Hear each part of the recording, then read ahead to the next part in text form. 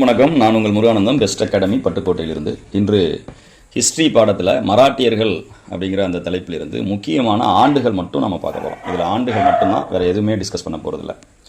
So மராட்டியர்கள், தஞ்சாவூரில் மராட்டியர் ஆட்சி 1674 1832 வரை நடைபெற்றது. தஞ்சாவூரை ஆண்ட கடைசி மராட்டிய மன்னர் 2ஆம் சரபோஜி. இந்த வீடியோவை நீங்கள் ஆடியோ மெட்டீரியலாக பர்ஃபெக்டாக பயன்படுத்தலாம். ஸோ இப்போ இருக்கக்கூடிய சூழலில் நம்ம மீண்டும் படிப்பதற்கு டைம் இல்லை அப்படின்னா வேறு ஏதாவது ஒரு வேலையை செய்து கொண்டு இருக்கும் பொழுது இதை நம்ம ஆடியோவாக ப்ளே பண்ணி விட்டுட்டு நம்ம தாராளமாக இதை வாட்ச் பண்ணோம்னா ஈஸியாக மைண்டில் பதியும். நிறையா ஸ்டூடெண்ட்ஸ் என்ன சொல்கிறாங்கன்னா, இயர் எல்லாம் மைண்டில் நிற்க மாட்டேங்குது சார், அதே மாதிரி பாலிட்டியில் ஆர்டிகிள்ஸ் எல்லாம் மைண்டில் நிற்க மாட்டேங்குது சார் அப்படின்னு சொன்னால் நீங்கள் ரெக்கார்ட் பண்ணி கேட்கலாம். நீங்கள் ரெக்கார்ட் பண்ணுறது உங்களுக்கு ஏதாவது இன்கன்வீனியன்ட் இருக்கலாம் அப்படிங்கிறதுக்காக ஸோ இது போன்ற வீடியோக்கள் இதை நீங்கள் சம்டைம்ஸ் நீங்கள் விசுவலாக பார்க்கலாம். அப்படி உங்களுக்கு விசுவல் வேண்டாம் அப்படின்னா நீங்கள் ஆடியோவாக இதை யூஸ் பண்ணிக்கலாம் எல்லா இடத்துலையும், சரிங்களா?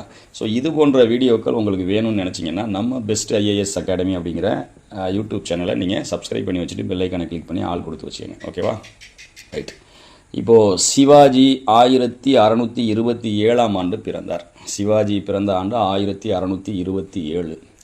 சிவாஜி தனது 18வது வயதில் இராணுவ பணிக்கு எந்த ஆண்டு சென்றார்? 1645 சென்றார்.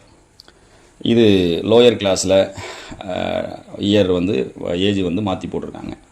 ஸோ 1646 சிவாஜி தோர்னா கோட்டையை கைப்பற்றினார். தோர்னா அப்படிங்கிற ஒரு கோட்டை. ஸோ தோர்னா கோட்டையை கைப்பற்றிய ஆண்டு 1646, 1646. யாரிடமிருந்து என்றால் பீஜப்பூர் சுல்தானிடமிருந்து கைப்பற்றினார். சிவாஜியின் பாதுகாவலர் தாதாஜி கொண்டதேவ். சிவாஜியின் பாதுகாவலர் தாதாஜி கொண்டதேவ். அக்பருடைய பாதுகாவலர் பைராம் கான் மாதிரி சிவாஜியின் பாதுகாவலர் தாதாஜி கொண்டதேவ். இந்த தாதாஜி கொண்டதேவ் மறைந்த ஆண்டு 1647 மார்ச் 7.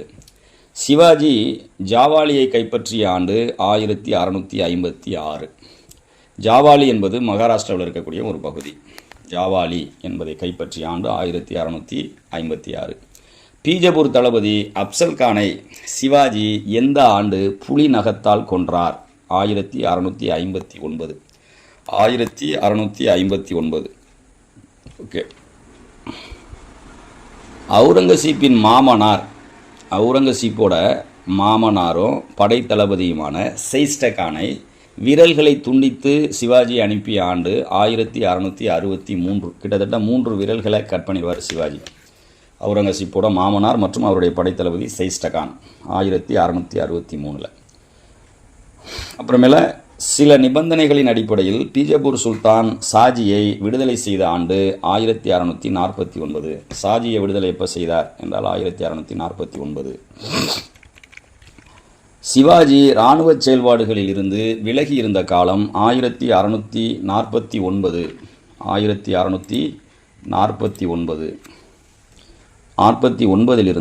1655 வரை, இந்த காலம் வரைக்கும் அவர் கிட்டத்தட்ட ஒரு 6 வருஷம் வச்சுக்கலாம். 1649 1655 வரைக்கும் இராணுவ செயல்பாடுகளில் அவர் ஈடுபடலை. அவுரங்கசீப் எப்பொழுது முகலாய மன்னராக பதவியேற்றார் என்றால் ஜூலை 1658. 1658. செயிஸ்டகானை தக்காணத்தின் ஆளுநராக அவுரங்கசீப் எப்பொழுது நியமனம் செய்தார்? 1660. செயிஸ்டகானை எப்பொழுது திரும்ப பெற்றுக்கொண்டார்? 1663.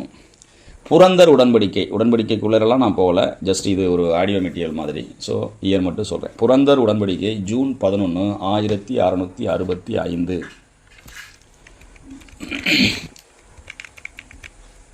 அப்புறமேல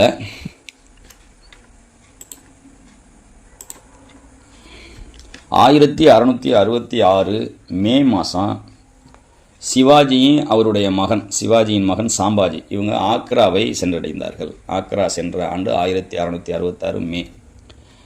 1666 சிவாஜி தீவிரமான போர்க்கொள்கையை பின்பற்றுகிறார். சில ஆண்டுகள் அவர் அமைதியாக இருந்தார், இராணுவ நடவடிக்கையில் ஈடுபடாமல். ஆனால் 1666 ரொம்ப தீவிர போர்க்கொள்கையில் சிவாஜி ஈடுபடுகிறார். சிவாஜி சூரத்தை 2 முறை சூறையாடுகிறார் அல்லது கைப்பற்றுகிறார். அதில் முதல் முறை 1664. சூரத் என்பது தற்போது குஜராத்தில் இருக்குது. சூரத்தை மீண்டும் கைப்பற்றிய ஆண்டு, சிவாஜி சூரத்தை மீண்டும் கைப்பற்றிய ஆண்டு 1670. சிவாஜி ராய்கர் கோட்டையில் வேத முறைப்படி அரியணை ஏறிய ஆண்டு 1674 ஜூன் மாதம் 6ஆம் தேதி. இங்கு தான் அவர் சத்ரபதி என்னும் பட்டத்தை சூட்டிக்கொள்கிறார்.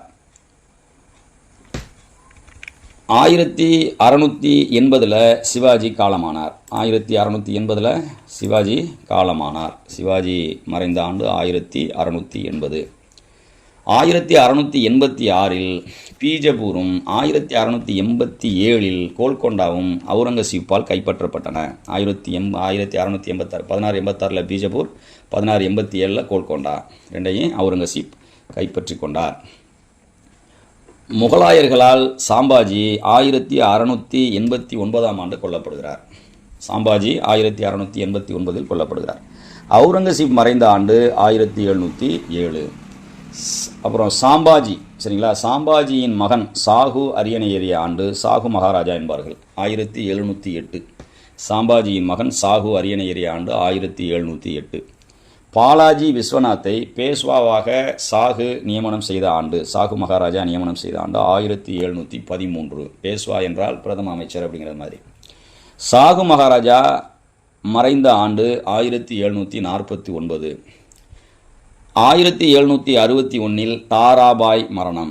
தாராபாய் மறைந்த ஆண்டு 1761. ராமராஜா மறைந்த ஆண்டு 1777. இவர் மறைவுக்கு பின்னாடி எந்த மன்னரும் இல்லாமல் போயிட்டாங்க, சரிங்களா. அதாவது 2ஆம் ஷாஜி அப்படிங்கிற ஒரு மன்னர், அவர் தான் கடைசியாக இறந்து போயிருக்காரு. அவருக்கு பிறகு எந்த ஒரு வாரிசும் இல்லை. இவர் இறந்த ஆண்டு 1848. 2ஆம் ஷாஜி அப்படிங்கிற ஒரு மன்னர். அடுத்து சாகு மகாராஜா, இவருடைய காலம் 1708 1749 வரைக்கும் விடுபட்டிருக்கு. நான் இப்போ சேர்த்துட்டேன். அப்புறம் பாலாஜி விஸ்வநாத், இந்த பேஷ்வாக்களின் ஆட்சி அப்படிங்கிறப்போ பாலாஜி விஸ்வநாத் அவருடைய ஆட்சி காலம் 1713 1720 வரைக்கும், ஒரு 7 வருஷம்னு வச்சுக்கலாம். பாலாஜி விஸ்வநாத்துக்கு அடுத்து பாஜிராவ். பாலாஜியில் லாவ் எடுத்துட்டோம்னா பாஜி, சரிங்களா. 1720 1740 வரைக்கும் ஒரு 20 வருஷம். அப்புறம் பாலாஜி வந்துடுறாரு, பாஜிராவும் வந்துடுறாரு, ரெண்டையும் சேர்த்து பாஜிராவ் 1740 1761 வரைக்கும். மேக்சிமம் முக்கியமான வருஷங்கள் எல்லாமே இதில் வந்துருச்சு. மராட்டியர்களில் பெரும்பாலும் அதிகப்படியான வருஷங்கள் இல்லை. ஸோ இது போன்ற வீடியோ உங்களுக்கு பிடிச்சிருக்கு அப்படின்னா நிச்சயமாக நீங்கள் நம்ம பெஸ்ட் ஐஏஎஸ் அகாடமி பட்டுக்கோட்டை அப்படிங்கிற யூடியூப் சேனலை சப்ஸ்கிரைப் பண்ணிடுங்க. பெல்லைக்கானை கிளிக் பண்ணி ஆள் கொடுத்து வச்சுக்கோங்க. நீங்கள் பெல்லைக்கானை கிளிக் பண்ணி ஆள் கொடுத்துட்டிங்கன்னா நான் போடக்கூடிய வீடியோஸ் எல்லாமே உங்களுக்கு உடனுக்குடன் நோட்டிஃபிகேஷனில் ஃப்ளாஷ் ஆகும். நீங்கள் தேவைப்படுறப்ப பார்த்துக்கலாம். நீங்கள் விசுவலாக பார்க்குறத விட படிக்கக்கூடிய நுட்பமே மெத்தடே one of the best method. கற்றலாயினும் கேட்டலே நன்றுன்னு சொல்லுவாங்க. கற்றலை விட கேட்பது தான் சிறப்பு. அதனால் ஒன்ஸு பாருங்கள் விசுவலாக, அதுக்கப்புறம்லாம் தொடர்ந்து ஒரு 4 முறை 5 முறை நீங்கள் ஆடியோவை மட்டும் கேளுங்க. ஏற்கனவே நீங்கள் மராட்டியர்கள் படிச்சிருப்பீங்க. அதனால் ஆடியோவை கேட்டிங்கன்னா நீண்ட நாளைக்கு மறக்காமல் இருக்கும். இயரெல்லாம் நீங்கள் ஃபிங்கர் டிப்பில் வச்சுக்கலாம். எதை எப்போ கேட்டாலும் உங்களால் சொல்ல முடியும். இது மாதிரி உங்களுக்கு எல்லா டாப்பிக்லேயுமே நான் வீடியோ போடுறேன், சரிங்களா. Thanks to all.